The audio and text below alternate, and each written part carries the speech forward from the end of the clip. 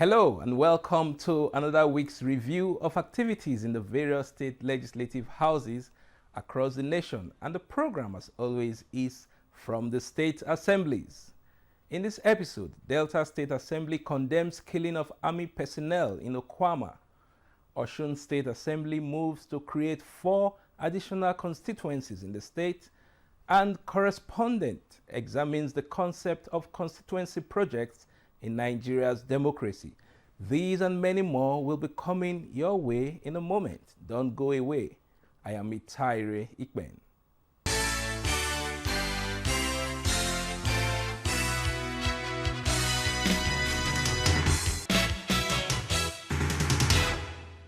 Welcome again to the program, and we begin with the Delta State House of Assembly, where a motion has been moved condemning the unprovoked killing of 16 officers and men of the Nigerian Army, as well as 1 civilian on a peace mission to Okwama community in Ughelli South local government area of the state.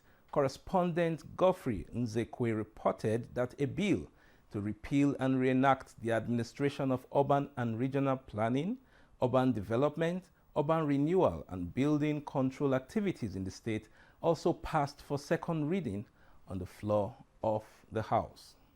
Presenting the motion at the floor of the House, member representing Ughelli South constituency, Festus Utuama, condemned the killing of 16 army officers and 1 civilian on peace mission to Okwama community in Ughelli South local government area. He urged the state governor, Sheriff Oborowori, to, as a matter of urgency, set up a commission of inquiry to look into the remote cause of the incident, arrest and prosecute those behind the act, and put in place measures to secure the life and property of the people in the community.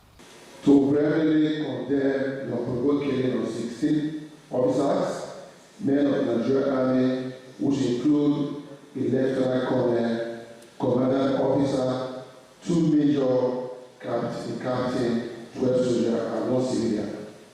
While on a peace mission to Okwama community, Ughelli South local government area, on Thursday, 14 March.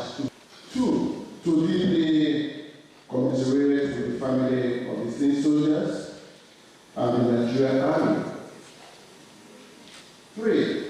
To call on the governor of Delta State, His Excellency the Right Honorable Sheriff Oborowori, to all relevant government security agencies to investigate, arrest, and prosecute all those who carry out these attacking acts in line with applicable law of Delta State.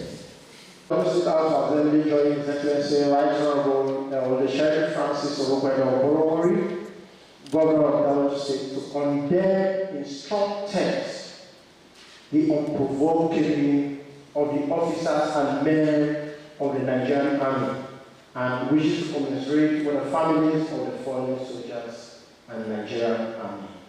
The member representing Bamadi State constituency, Kenneth Oboro described the killing as a national calamity which could have been avoided. He spoke briefly on the cause of the crisis. The whole thing is about lands. The Okwama community is located right inside Bamadi local government area. In one flank, you have Akubene community. In the other flank, you have Okoloma community, both in Bamadi local government area. I'm told some people are accusing the state government for not doing enough, but that is not true. We made efforts to ensure that there is peace. Precisely on the 7th of February 2024, the Office of the Special Advisor on Peace Building and Conflict Resolution, Chief Uzo, Godwin Uzo, invited these communities. I was there, my colleague Festus Utuama of Ughelli South was there. Commissioner of Police was represented. The 2 former immediate past chairmen of the both local government areas, they were also there in the peace meeting. And the representatives of all other security agencies were there. The divisional police officers of the 2 local governments were also there. And one Professor Arthur Ekwepo led the Okwama delegation. And in that meeting, he was spitting fire that there must be trouble. I warned him, and I spoke and advised all of them that when there is trouble, it does no one any good. Also, a bill for a law to repeal and reenact the administration of urban and regional planning, urban development, urban renewal and building control activities, establishment of urban and regional planning board, and for other related matters passed through the first reading. Planning Bill 2024 passed in number 9, first reading. Still on plenary, the House adopted the draft 8th Assembly Legislative Agenda after a thorough review and amendment of the various pages. Going forward, we shall be guided by the provisions in the 8th Assembly Legislative Agenda in carrying out our activities. In Asaba, Godfrey Nzekwe, NTA News.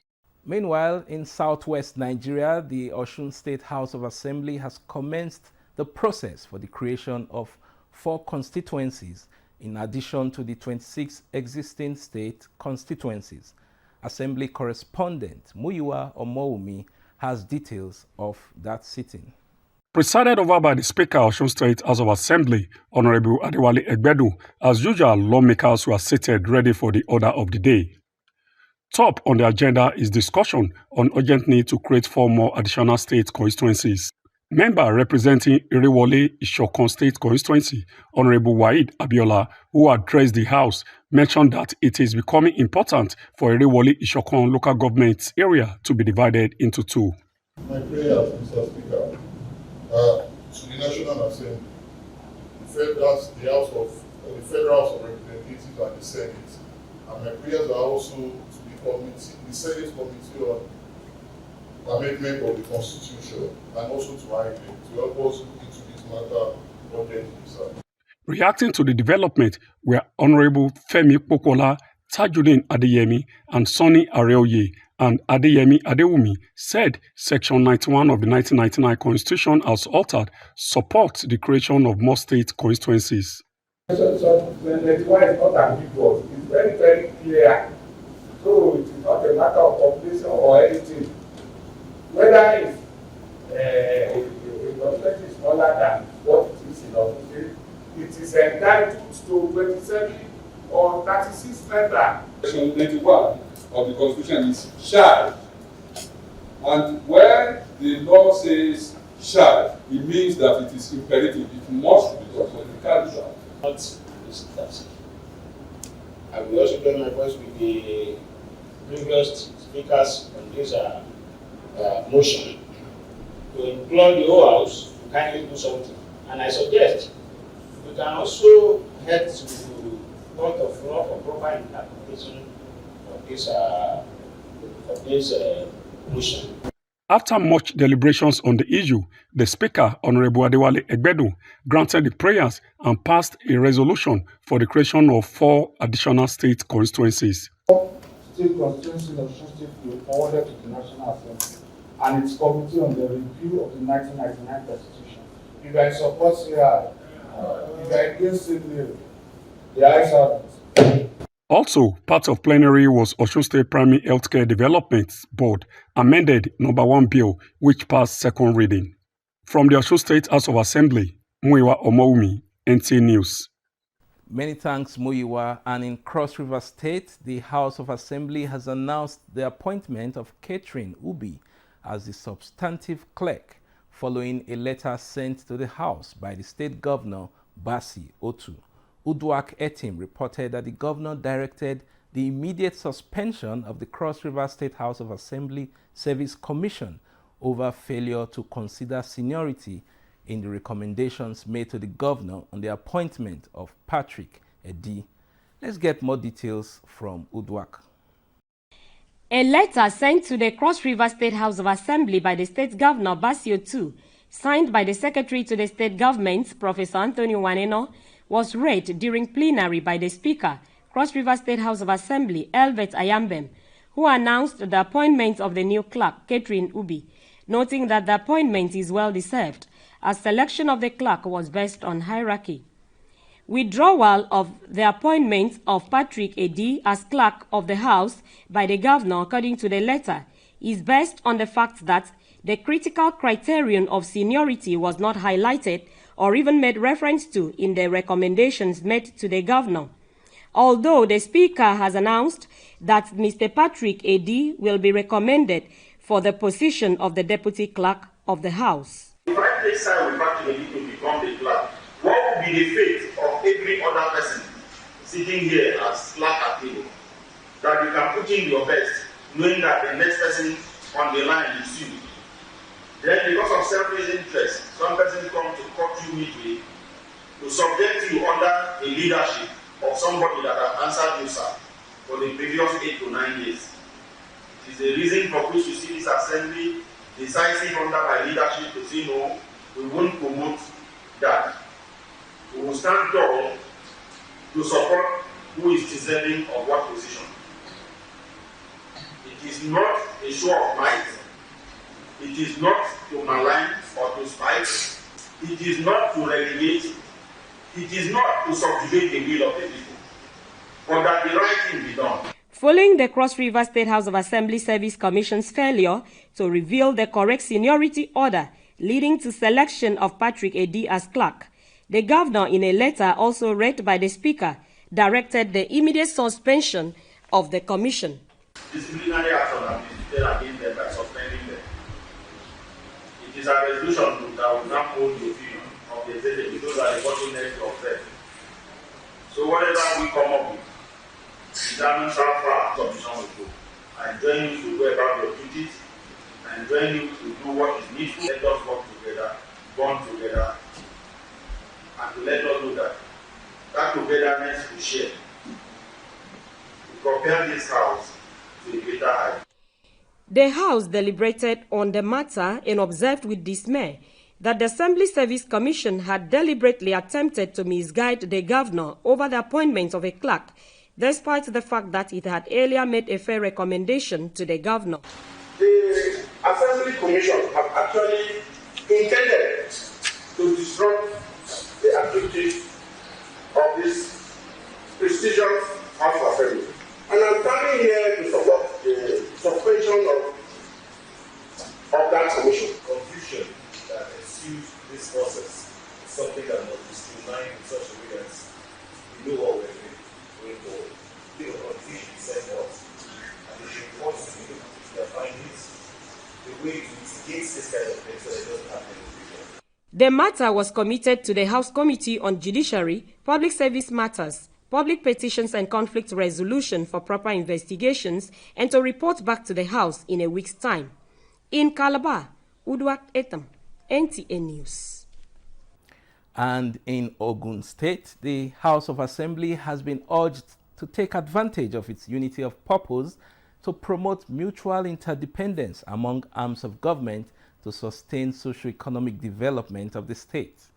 Paramount rulers of Ijebu, Remo, and Egba gave the advice when they received members of the State House of Assembly led by the Speaker, Oludaisi Elemide, in their palaces.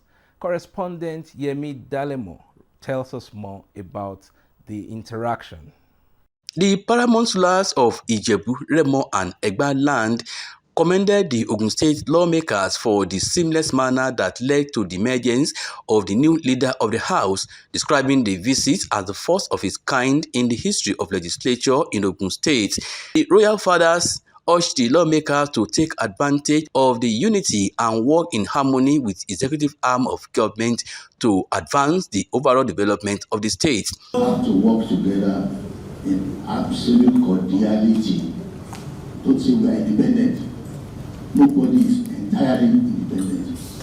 Like there's no nation in the world that is independent of all the rest of the nations.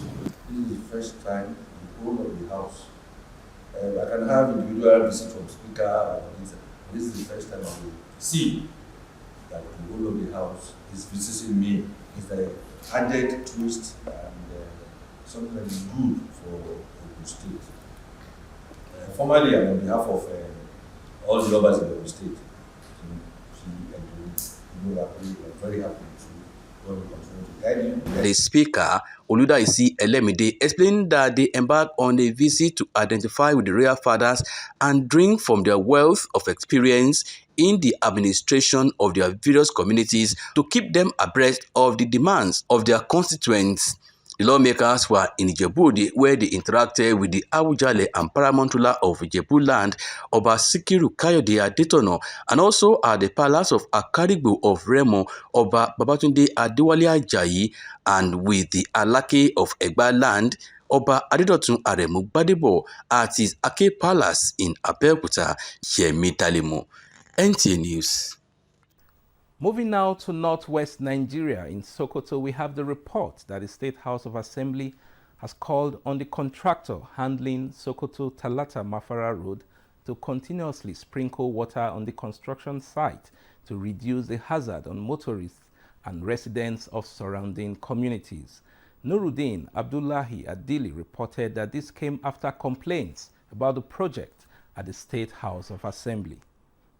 Road construction promotes the socio-economic life of the people. However, in the process of construction, the dust causes concern to surrounding communities and road users. Also, inhaling dust sometimes causes serious health problems. It is against this background that a lawmaker representing Dengue Shuni, Siraju Muhammad Shuni, brought the matter before the Assembly to call on the attention of the contractor handling the construction of Sokoto Talata Mafara Road.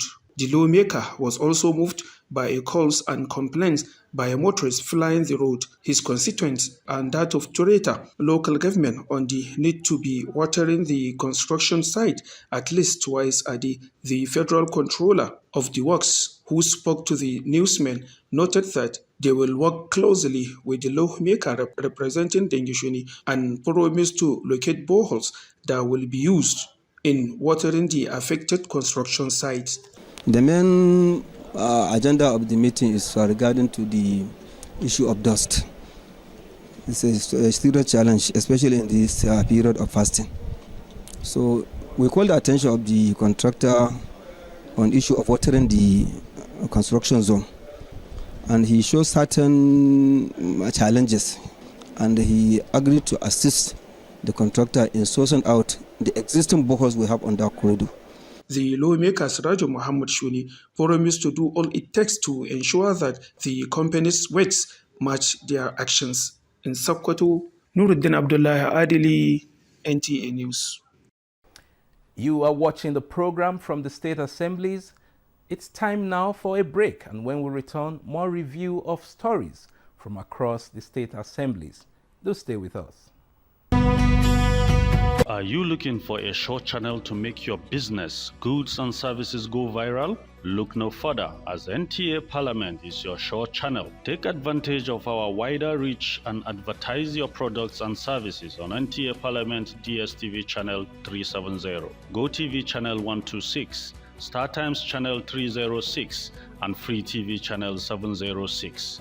For more inquiries, contact the marketing department, NTA Parliament, NTA Headquarters Area 11 Garki Abuja, or call these numbers 080-383-40464 or 080-770-78055.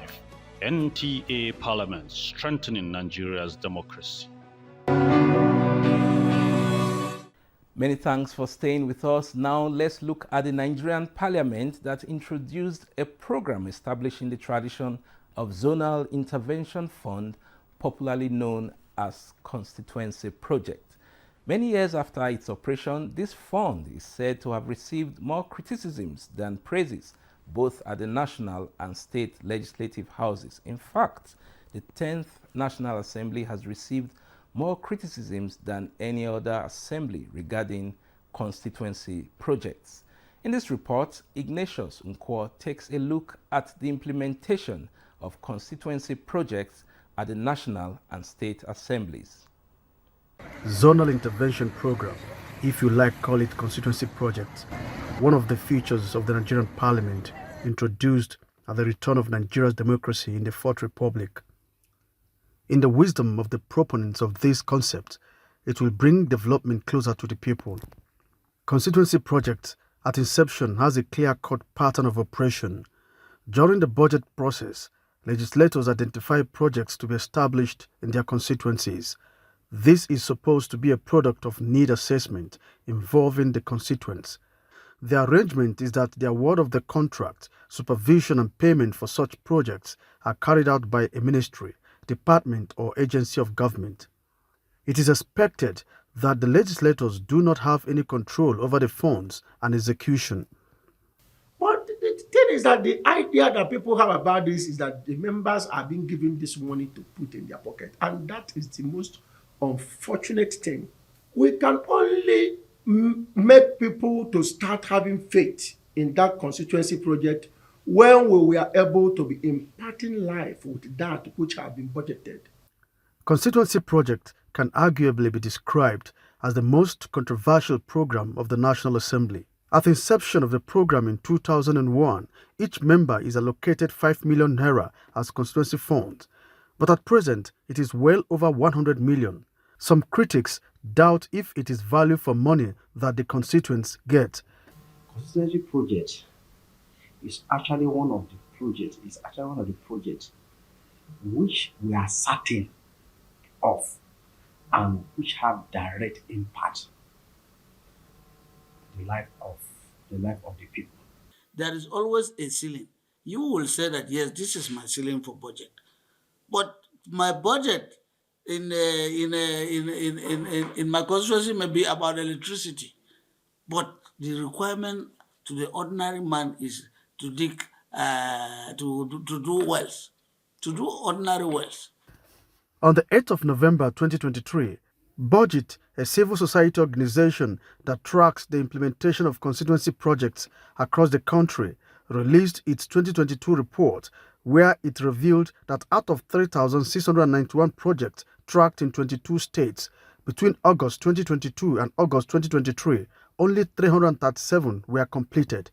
We have to take lessons from countries like Kenya, as mentioned, where there are even committees at the local constituency level responsible for, first of all, conducting needs assessment within the constituency and then making a request to a national body that will now release funds to that committee to implement those projects. What the lawmaker does is to pretend over and oversight to make sure that what is being implemented in the constituency is done effectively. Constituency project is a global practice across parliament, but what differs is the management and implementation process.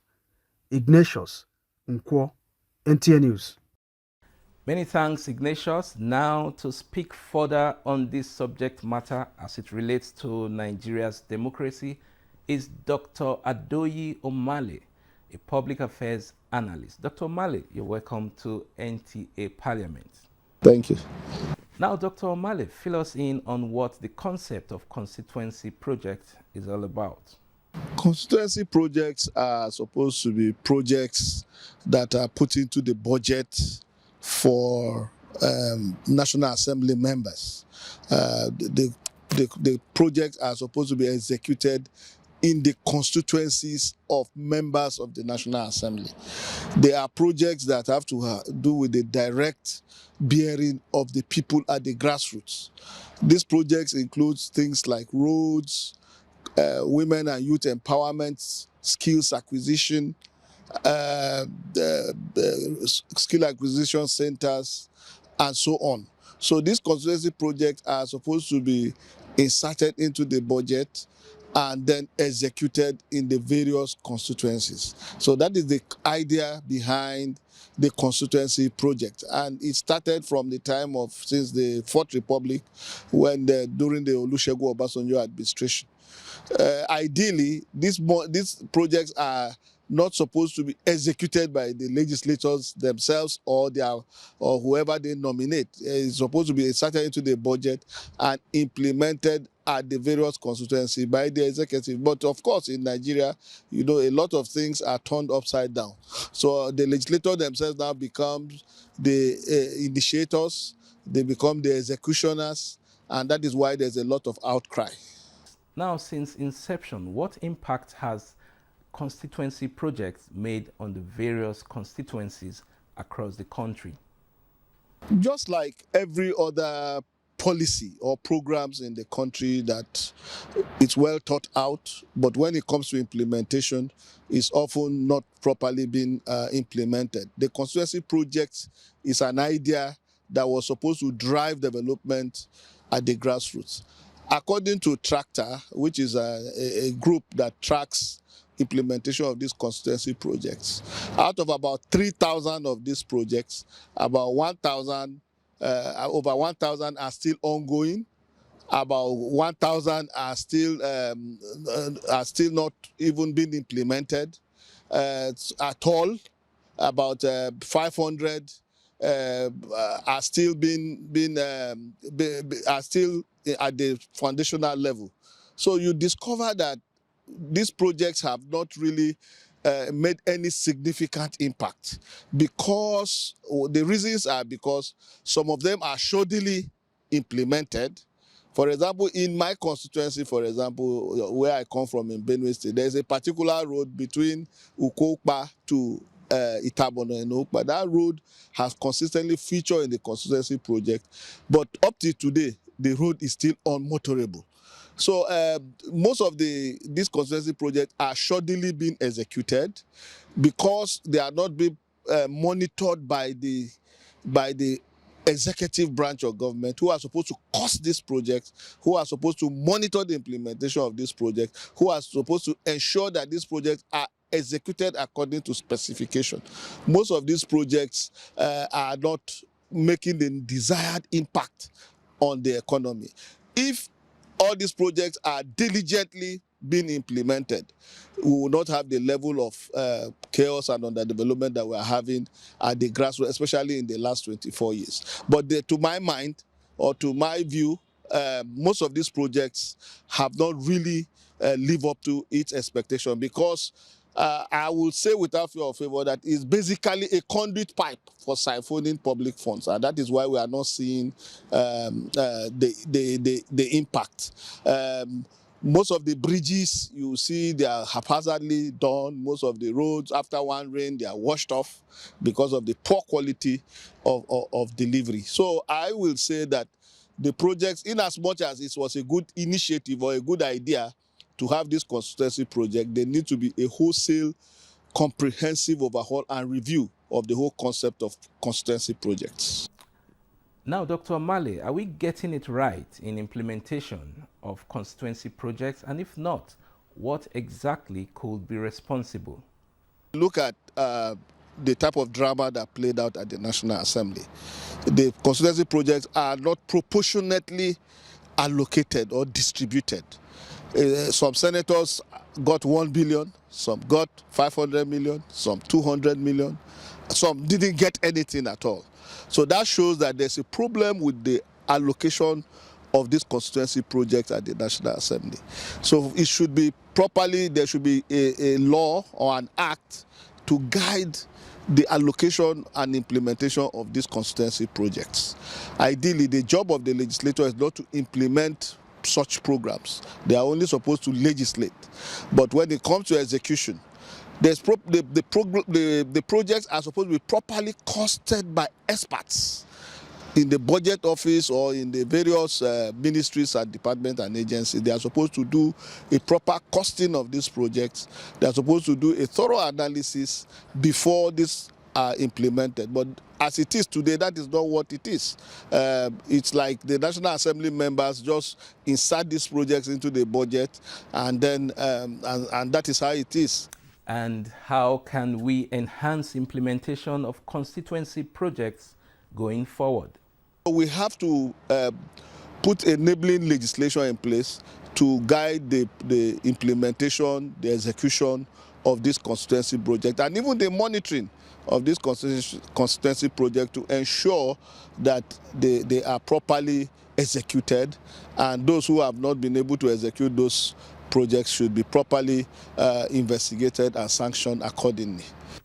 Dr. Adoyi Omale, Public Affairs Analyst, thank you very much for your enlightenment and insights on this matter. Always my pleasure. And it's on that note that we've come to the end of the program for this week. Thank you very much for watching. On behalf of the production crew, I am Mitaire Ikwen, urging you to stay safe and patriotic. Bye for now.